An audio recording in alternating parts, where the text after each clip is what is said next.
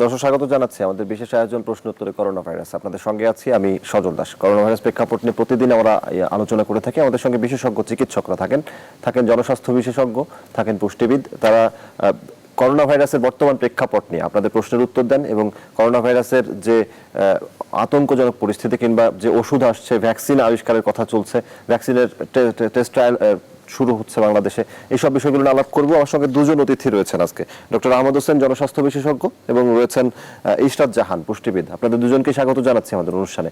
আমি শুরুতেই ইশরাত জাহান আপনাকে দিয়ে শুরু করি।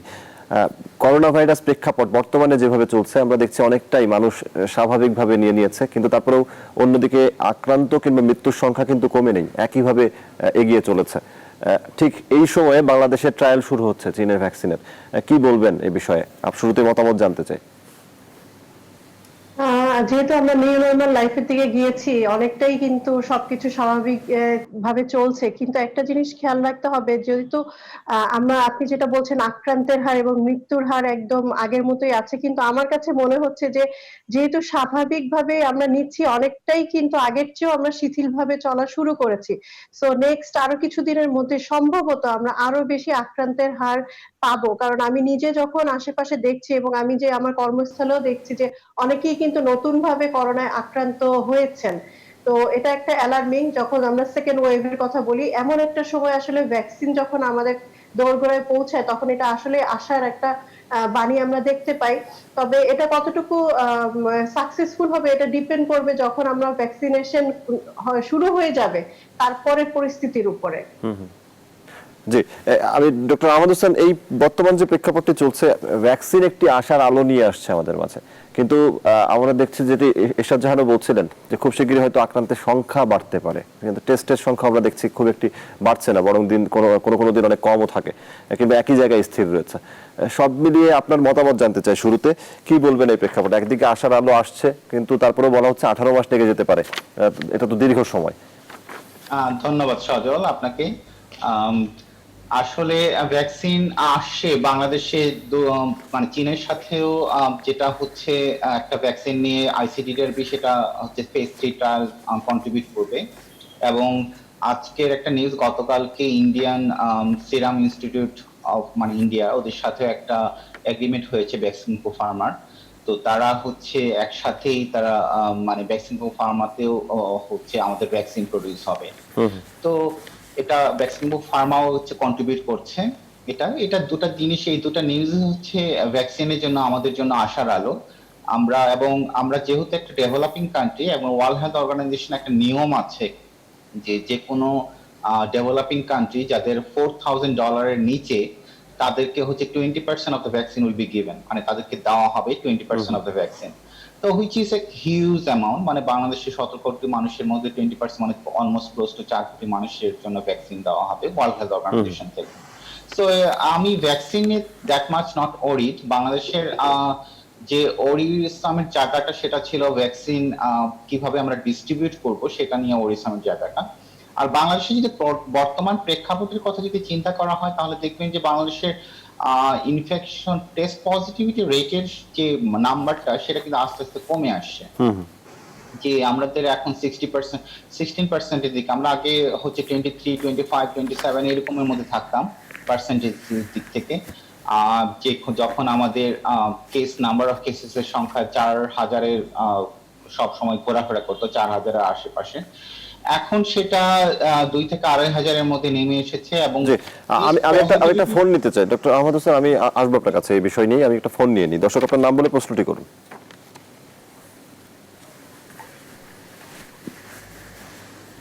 দর্শক শুনতে পাচ্ছেন আমাকে? জি জি, আপনি প্রশ্নটি করুন। জি, আমি নারায়ণগঞ্জ থেকে বলছি, মোহাম্মদ রিপন হোসেন। জি বলুন, আপনার টেলিভিশনের ভলিউম কমিয়ে নিয়ে আপনি এক প্রশ্ন করুন।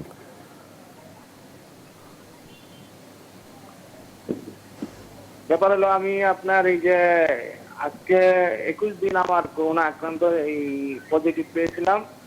তো আমি ডাক্তারের ট্রিটমেন্টে এখন আমি আল্লাহর রহমতে একটু সুস্থতায় আছি। এখন কি আমি বেরোতে পারবো? জি, ডক্টর আহমদ হোসেন শুনতে পেরেছেন নিশ্চয়ই।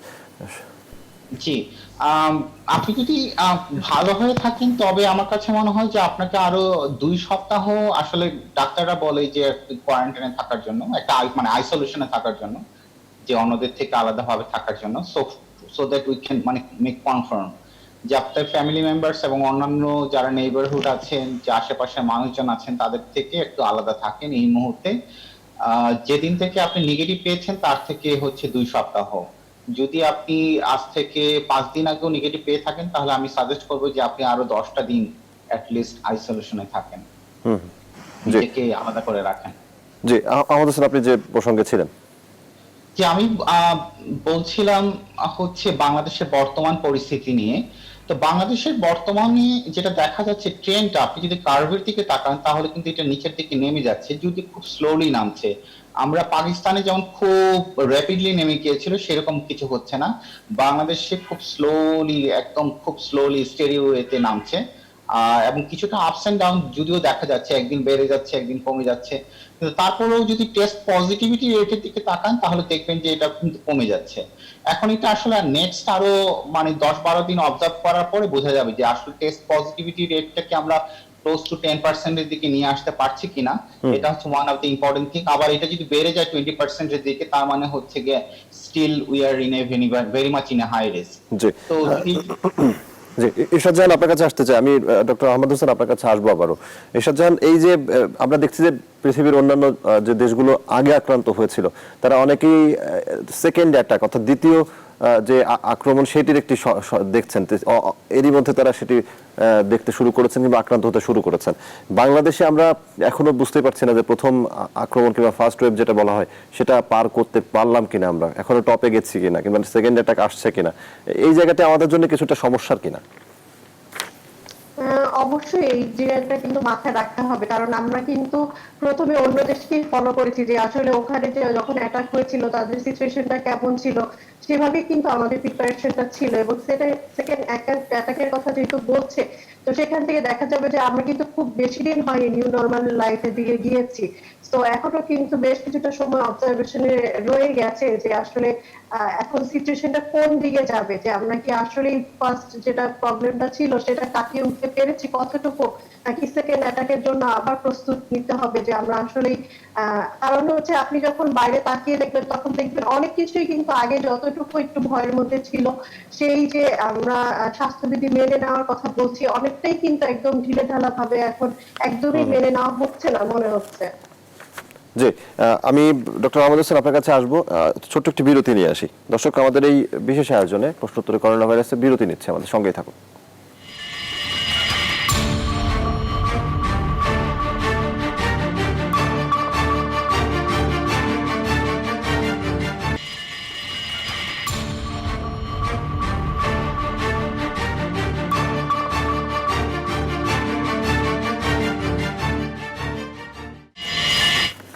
দর্শক, বিরতির পর আবারও স্বাগত জানাচ্ছি আমাদের বিশেষ আয়োজন প্রশ্নোত্তরে করোনা ভাইরাসে।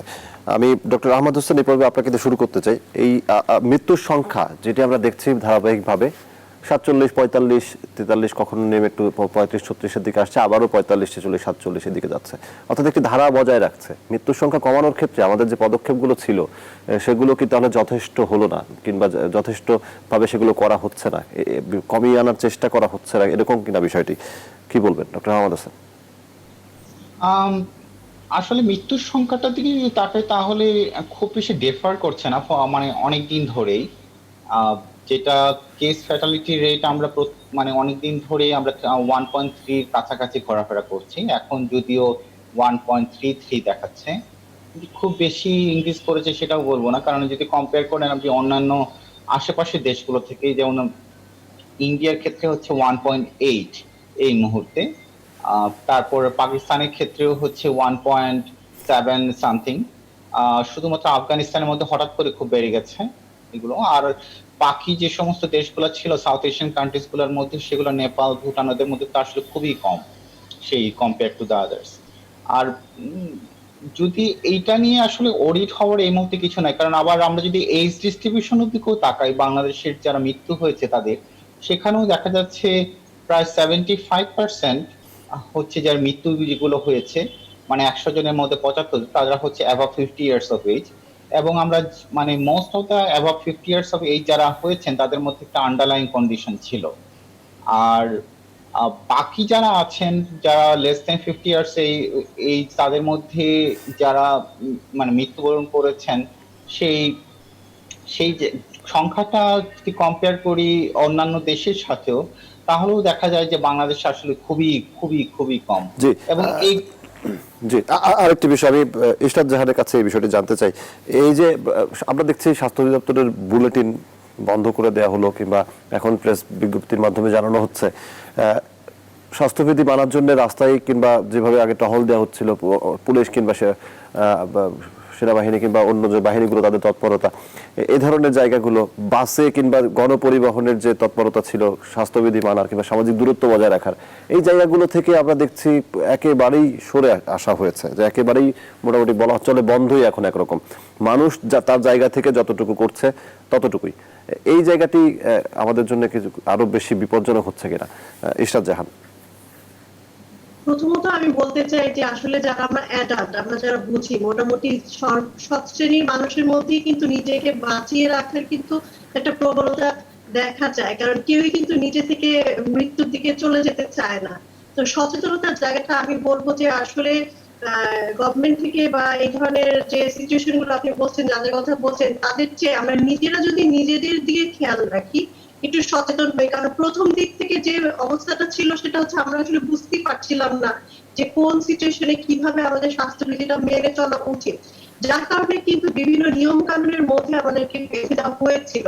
কিন্তু এখন কিন্তু আমরা সবাই জানি যে আসলে কেন আমাদেরকে এই সচেতনতার ভিতর দিয়ে যেতে হবে, এবং তার যদি আমরা না মানি তার পরিণতি কিন্তু আমাদের নিজেদেরকেই আসলে ভোগ করতে হবে। তো সেই জায়গা থেকে আমি সবার উদ্দেশ্যেই বলতে চাই যে আসলে নিজের সচেতনতার বাইরে আসলে কোনো কিছুই নাই। জি, অর্থাৎ ব্যক্তি সচেতনতা তৈরির যে জায়গাটি, সেই কাজটি সরকার এই যে দীর্ঘ সময় লকডাউন কিংবা সবকিছু বন্ধ ছিল বলা চলে, এই সময়টিতে তৈরি হয়েছে। কিন্তু ডক্টর আহমদ হোসেন, এই আমাদের একটি বিশাল জনগোষ্ঠী যারা এই ধরনের নিষেধাজ্ঞা বিধি নিষেধে খুব একটা, যখন লকডাউন চলছিল কিংবা যখন ছুটি চলছিল আমাদের, তখনও কিন্তু তারা খুব একটা এই বিষয়গুলো কানে নেননি। এখনো আমরা দেখি আবার যখন সবকিছু চালু হচ্ছে তখন মানুষের কর্মব্যস্ততার কারণে রাস্তায় মানুষের উপস্থিতিও বেড়েছে, যার কারণে কিন্তু এই বিষয়টি এখন উপেক্ষিত হয়েই চলেছে। কি বলবেন? ধন্যবাদ। আসলে অনেক দিন হয়ে গেছে তো, একটা প্যান্ডেমিকের অলমোস্ট আমরা যদি ওয়ার্ল্ডের দিকে তাকাই, সেই ডিসেম্বর থেকে শুরু করলে, ডিসেম্বর 31 থেকে শুরু করলে, তার মানে হচ্ছে অলমোস্ট 8 মান্থস আমরা কভার করে ফেলেছি। ভাইরাসের ক্ষেত্রে 8 মান্থসের স্ট্রেন বদল হতে হতে উইক হতে থাকে, সেই জন্য আর মানুষের ধৈর্যেরও একটা ব্যাপার আছে, যে ব্যাপারটা। আর বাংলাদেশ যেহেতু একটা ভেরি মাচ পপুলেটেড একটা কান্ট্রি, সেই ক্ষেত্রে জীবন এবং জীবিকার একটা তাগিদ খুবই বাংলাদেশের জন্য হচ্ছে খুবই একটা ইম্পর্টেন্ট একটা ইস্যু। আর যেটা অর্থাৎ এই মুহূর্তে ভ্যাকসিনের আশাই হচ্ছে সবথেকে মানে সবথেকে গুরুত্বপূর্ণ জায়গাটি, যে ভ্যাকসিনের জন্য অপেক্ষা। ভ্যাকসিনের আশা না, ঠিকই আছে ভ্যাকসিনের আশা, কিন্তু আসলে যে বললাম ডিস্ট্রিবিউট করবেন কিভাবে, কারণ এখন তো ভ্যাকসিন আসতে মিনিমাম 7 থেকে 8 মাস সময় লেগে যেতে পারে বাংলাদেশের পার্সপেক্টিভে। তো ইটস এ লং টাইম। এবং আমাদের জন্য যেটা হচ্ছে, যেমন আমাদের তো আসলে এখনো সেরো প্রিভ্যালেন্স যে টেস্টগুলো সেগুলো আসলে করা হয় না, যেটা র্যাপিড টেস্ট আমরা জানতে পারবো যে আসলে বাংলাদেশে কত পার্সেন্ট মানুষ হচ্ছে গিয়ে তাদের মধ্যে ইমিউনিটি গ্রো করেছে, এটা এখনো পর্যন্ত আমরা জানতে পারিনি। যেমন পাকিস্তানের ক্ষেত্রে হয়েছে, পাকিস্তানের ক্ষেত্রে দেখা গেছে 11%, এবং ইন্ডিয়ার ক্ষেত্রেও দেখা গেছে ভেরি ক্লোজ টু হচ্ছে 12% হচ্ছে ইমিউনিটি গ্রো করেছে, কিন্তু বাংলাদেশের ক্ষেত্রে আমরা সেটা দেখতে পারিনি। এবং বাংলাদেশের যদি আপনি যদি ডিস্ট্রিক্ট আমি একটা ফোন নিতে চাই, আমি আসবো বাংলাদেশের ইমিউনিটির ব্যাপারে আলাপ করব। আমি একটা ফোন নিতে চাই, দর্শক ফোন করেছেন। দর্শক, আপনার নাম বলে প্রশ্নটি করুন। হ্যাঁ, আমি রংপুর থেকে আরিফুল ইসলাম বলতেছিলাম। জি বলুন। হ্যাঁ, আমার কয়েকদিন থেকে সর্দি জ্বর, আমি নাপা প্যারাসিটামল খাইছি, কিন্তু আমার কোনো সুস্থ হচ্ছে না। অন্য কোনো সমস্যা আছে, গলা ব্যথা কিংবা শরীর ব্যথা? না, গলা ব্যথা নাই। না, গলা ব্যথা নাই। জি, আপনাকে অসংখ্য ধন্যবাদ। আমাদের বিশেষজ্ঞ চিকিৎসকরা শুনেছেন। আমি আসবো আপনাদের কাছে, ডক্টর আহমদ হোসেন এবং ইশরাত জাহান। আবারও একটি ছোট বিরতি নিয়ে আসি, দর্শকের প্রশ্নের উত্তরটি বিরতি থেকে ফিরিয়ে দিই। দর্শক, আবারও বিরতি নিচ্ছে আমাদের বিশেষ আয়োজনে, সঙ্গেই থাকুন।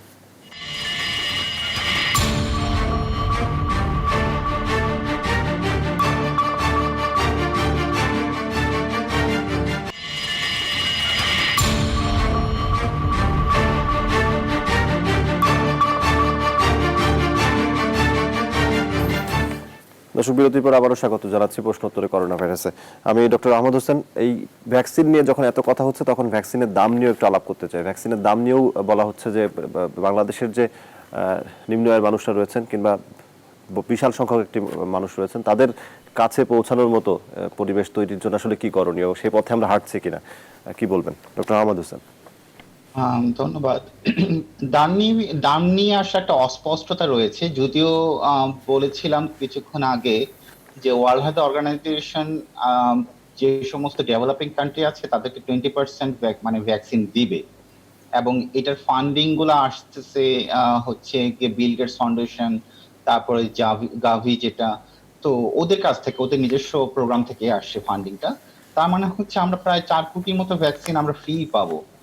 তো এইটা আমাদের যে ব্যাপারটা হচ্ছে কি এখানে, কারণ হয়তোবা তারাই যে সমস্ত ফান্ডার অর্গানাইজেশন গুলো আছে তারাই হয়তোবা কিনে আমাদেরকে এই জিনিসটা দিবে বাংলাদেশকে।